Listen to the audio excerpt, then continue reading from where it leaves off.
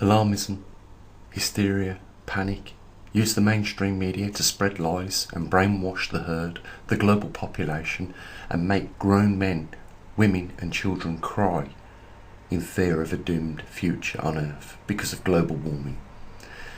Guess what? They're getting away with it. And they're getting away with it already because no one is challenging them. What have they done? They've invented a problem and they've created a solution, and it should come as no surprise that the solution involves raising trillions and trillions of taxpayers' money. What can they possibly do about global warming? Let's look into it. I'm Gene from the maverickstar Observatory, and before we get on, I'd just like to say a great big thank you to those very few people over the last few days that realise the importance of what we do on this channel and over at the website, and more importantly, our observatory. You can see, guys, where this is directly coming from. This is the United Nations. This is a group of countries all around the world getting together with the same plan to raise trillions and trillions of pounds to combat global warming. And the reason why they want to do that is because they are spreading alarmism over a recent heating trend, which we will look at the details of that shortly in this video. But as you can see, what they say is that from the 1800s, human activity has been the main driver of climate change, primarily due to the burning of fossil fuels like coal, oil and gas. There was another part of this article that I want to bring to your attention a bit further down here, where they talk about some other aspects of this global warming and what can be done. And you can see the mention of 1.5 degrees Celsius is the target. That's what they want to avoid happening. They want to try and avoid one of the biggest mechanisms of the nature of our planet, which is natural, and they want to try and interfere with that, which they will never be able to achieve, in order to basically steal some more taxpayers' money. What can you physically do to scrub out the carbon that nature can't do in 100,000 years? But where does the beginning of all these lies start? Let me show you. Every increase in global warming matters. In a 2018 UN report, thousands of scientists and government reviewers agreed that limited global temperatures rise no more than 1.5 degrees Celsius would help us avoid the worst climate impacts and maintain a livable climate. Yet the current path of carbon dioxide emissions could increase global temperatures by as much as 4.4 degrees Celsius by the end of the century. First of all, it's a UN report, which is, in my view, massively untrustable. Secondly, they're talking about thousands of scientists. Where did these thousands of scientists come from? Who are they? And where did they get their education? Because there is plenty of climate data out there for even the most dumbest of scientists, and the conclusion wouldn't be any different to the conclusion which I am going to present to you in this video shortly. So obviously there is a problem that has been created and there is a solution. The emissions that cause climate change come from every part of the world and affect everyone, but the countries produce more than others.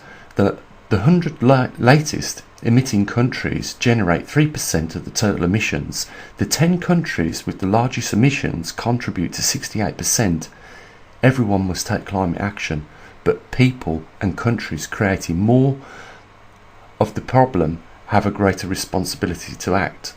So, would that be China, Russia, America, Europe, the UK, Australia, New Zealand? Well, it's no question of a doubt we do put a little bit of carbon into the atmosphere, but if we look at the total amount of carbon in the atmosphere, it only amounts to, in the reservoir, 0.4%. We don't even put 0.01% of that into the atmosphere by our activity, because the main driver of what is injecting carbon into the atmosphere is coming from the oceans through a slight increase in temperature, which is completely natural for this point in time that we're at. And when the temperature declines, and I guarantee you it will do naturally without humans interfering with it, the CO2 will decline along with it, as has happened millions of years ago. But you know, all we need to do is just have a look at the history of the last 400,000 years to see, you know, the peaks in temperatures when we go into interglacial periods, and then watch what happens after an interglacial period, which only lasts around 10 to 15,000 years. And we know this for a fact because we have the historical global climate record. They claim that since the 1800s there has been an historical increase in temperature, and of course when you look at this chart it really does look like that, doesn't it? You know, and it must be human beings, because guess what? That's when the Industrial Revolution started. That's really when man started to emit emissions on this planet. So if the temperature has gone up since the Industrial Revolution, then it must be the Industrial Revolution that's caused it. Well, I've put a red mark at the beginning of this chart, which is what they use on Wikipedia to explain global climate and global warming changes. And you can see that from 1880 onwards, it does appear, doesn't it, that the temperature is rising. But they don't show you this data before it. And on the next chart, I'm going to put this one and that one next to each other. You can see the red line on the next chart is where this data is taken from. But I want you to just pay attention to what is before the red line on the next chart. And yes, oh my God, they completely omitted all the other temperature rises, including the medieval warm period, from their data. And if they'd have included the medieval warm period, it would have been really difficult for them to say that that was the beginning of the Industrial Revolution, because we know it wasn't, because it was a medieval period. But you can see the temperature went down, and then you can see from the Little Ice Age it increases, but they can't talk about the Little Ice Age because the Industrial Revolution didn't begin at the 1600 level mark. But what was it then that drove temperature up from the Little Ice Age to 1880? What that red line represents? It's a mystery. They don't even talk about that. They just want to show you cherry-picked data from a specific time which, you know, rebuts their argument. But this is what they've done to everybody on this planet. This is how crafty they've been, by omitting all that other data, and this is only going back 2,000 years. And of course, if we go back to zero on the second chart, where the medieval warm period is starting to increase up to the peak, we can see that this was 2,000 years ago. And there was something making it go warmer at that point in time. It couldn't be anything to do with the real aspect of the nature of this planet, could it? Let's have a look at 400 years data, 400,000 years data, and see whether there's an even clearer picture of what is taking place right now.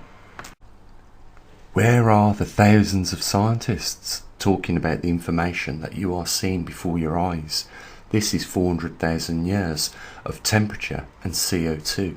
You can see the cycle of interglacial and glacial periods, and they happen regularly over 400,000 years. You can also see it takes 100,000 years or thereabouts for 100 parts per million of CO2 to be naturally cleaned out the environment.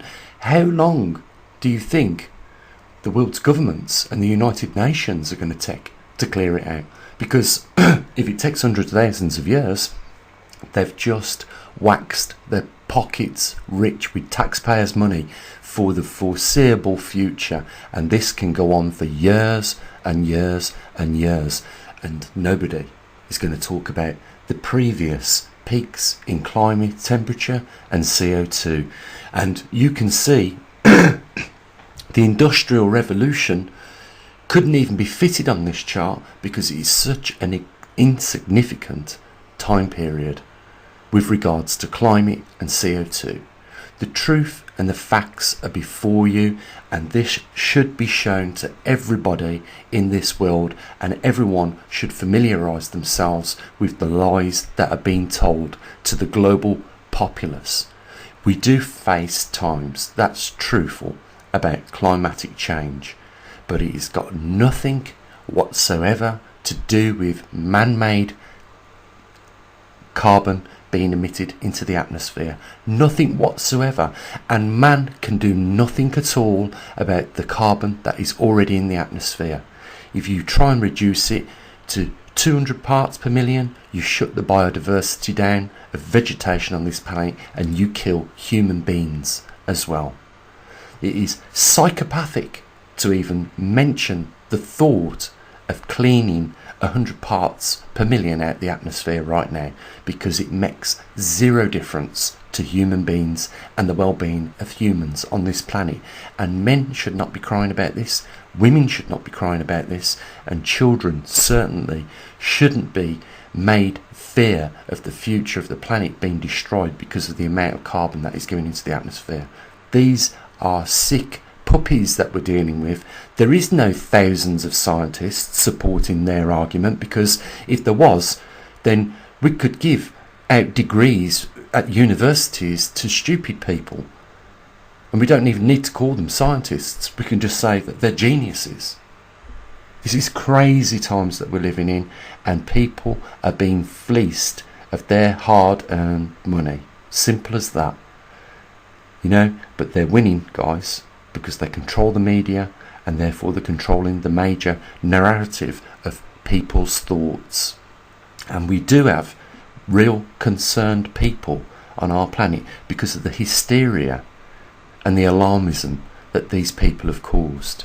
There is nothing, as you can see in this chart, that can be done about reducing CO2 in any near future term.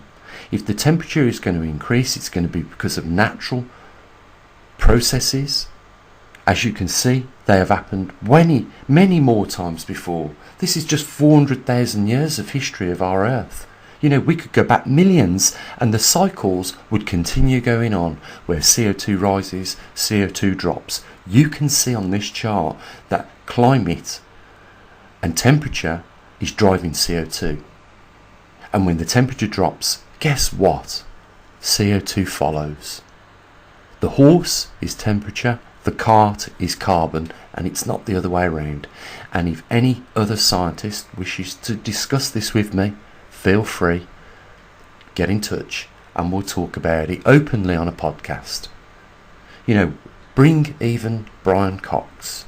Let's talk about climate, Brian. You are a great fan of anything to do with Europe and European and NATO and all the other things. Why don't you talk to a real scientist like me about the climate change and tell me how it is that carbon is affecting the temperature? It's got nothing to do with it. Guys, this observatory is a real beacon of light, and if you want to help support the truth and change what is going on right now, and I'm not talking about the facts relating to carbon, I'm just talking about the lies relating to it, then support what we're doing now. It shouldn't be that we are the minority, we should be the majority. And this observatory should be well funded, especially when you are presented with the truth with regards to what is taking place right now. There's a link down there if you want to help support us. As always, bye for now.